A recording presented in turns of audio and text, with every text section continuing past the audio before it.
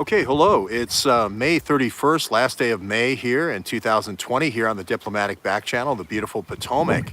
I just watched another YouTuber, and he associated me with Antifa. On the first day that Trump associates Antifa with being a domestic terrorist organization, this YouTuber went out of his way, large audience, to say that I was somehow involved with Antifa. I'll start off with this. I've never been involved with Antifa ever, not one even. I've seen the word, I've looked at newspapers. That's about it, where I've seen the name. But I think I know where this YouTuber went wrong and where they got confused and where they associated me with this. This YouTuber probably remembers me talking about this 4 years ago, predicting this 4 years ago, predicting this color revolution. I talked about color revolutions 4 years ago. We read an author named William Engdahl. William Engdahl talked about these using minority groups, creating an outrageous situation that would incense the minority group to create a sense of injustice, arming the color revolution at various stages, creating social media amplification of all this. We talked about the organization called OTPOR, OTPOR. We said it was in Sarajevo. We said Soros backed OTPOR. We talked about all the different color revolutions in Ukraine with the Orange Revolution, with Timoshenko. We talked about the Velvet Revolution in Czechoslovakia. I was there for that. We talked about the Arab Spring and all the color revolutions across the top of Arab Spring. We talked about in Tunisia how there was a story about a young fruit vendor being slapped by a female cop, which is a huge insult to males, especially aspiring young males, that he self-immolated, he set himself on fire. And we talked about a guy named Adonissi working for a company associated with Louis Freeh and NATO. In the invasion of NATO and knocking down all these countries in Northern Africa with NATO. We talked about the use of these psychological operations 4 years ago. So that's where I think the misguided YouTuber associated me, because they remember me saying this is exactly what would happen in the United States.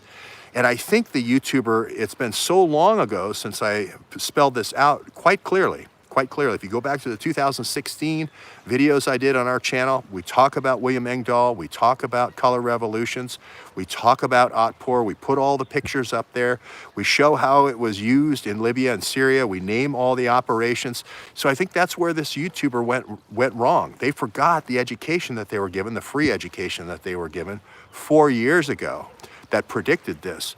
So now when this actually happens in their home city, they forget the instruction that they had that could have helped them interpret what's happening all around them instead of just wandering around aimlessly, wondering what's happening. That's what you see on other YouTube channels. But we talked about color revolutions 4 years ago with Engdahl. Antifa is just another color. Antifa is just another color. It's just the black color. Okay, in America, we use the black color. We talked about various NATO operatives getting visas into the United States that were quote-unquote Russian and quote-unquote Russian GRU, when in actual fact they worked for the DNC. We talked about Andrea Chalupa working for the DNC, bringing in these operatives from Eastern Europe, where OTPOR is based. We talked about two operatives named Krylova and Bogacheva doing a toxic cloud scare over Louisiana, over the city of New Orleans, in a heavily black populated city of New Orleans in 2014. Again, no one listened when we said that they would use these techniques in order to rob Trump of the next election. We talked about going to Atlanta and putting out a false story, fake news, about a black woman with her two children with 2 bags of groceries coming out of a shopping center being shot by a white policeman in cold blood. We warned America that this was the techniques that were going to be used by JTTF here in America. If people remember correctly, I went to Minnesota.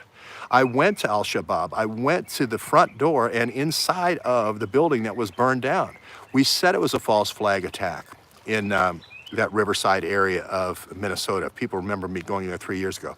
I went and sat with the Al-Shabaab guys that were supposed to be so terrifying and had lunch with 18 of them while we were watching a soccer game, a 3-hour soccer game.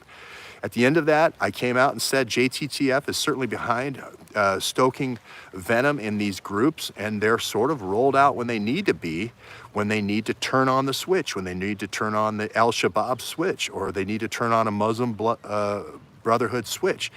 We went to the congressional districts of these people. We talked about the Awan BlackBerry network that connected all these people together for this on-demand protests. We went to Andre Carson from DHS, who was on the Emerging Threats Committee of the Homeland Security Committee. We went to Keith Ellison's district in Minnesota. We went right to Paul, we even went to some Republicans as well. We went to Paul Ryan's home district as well. And we said this was something that crossed both sides of the aisle. Both sides of the aisle were under the thumb of this military police state complex. It's very subtle. It's very subtle. They can use bioweapons as a way of softening up their targets, as a way of creating a despair and disheartenment in the kind of the backbone business owners in a country. Then they can then follow that despair right up with violence, violent attacks, self-righteous violent attacks. We said it was going to be something like the fruit vendor burning himself. We said it was going to be iodanacy. We said it was going to be amplified in social media. We said it was going to be a color revolution. Now we see people spray painting the Antifa logo on all the public buildings. All the things we predicted with the color revolutions 4 years ago are now coming true. We went to the places and predicted the places that would be hotspots. We said it was JTTF was funding these organizations. We said Soros played the markets and played the currency games when these predictable crises occurred, whether it was a bioweapon being launched or whether it was civil disobedience being launched.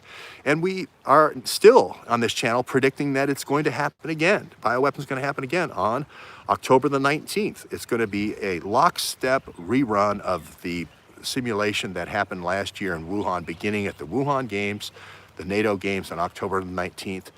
And, oh, by the way, the Event 201, which was the psychological operations piece of the operation, started on exactly the same day with William Gates talking, sponsoring a group of intellectuals talking about how they needed to shut down all other forms of communication, how they needed to take control of the media, and how this situation, if we didn't intercede, would cost the life of 65 million people. Many people don't remember that in the Event 201, they predicted 65 million people would die. They predicted 65 million people would die. In terms of bodily fluid exchange, may be the most effective way, much like transfusions were the most effective way to passing on HIV. And then the second way was bodily fluids. This might be true for COVID-19. Remember, it has 4 inserts from HIV. It has the same gag protein. It has a similar envelope protein. It has a similar capsid protein. All never before appearing in COVID for the 65 years that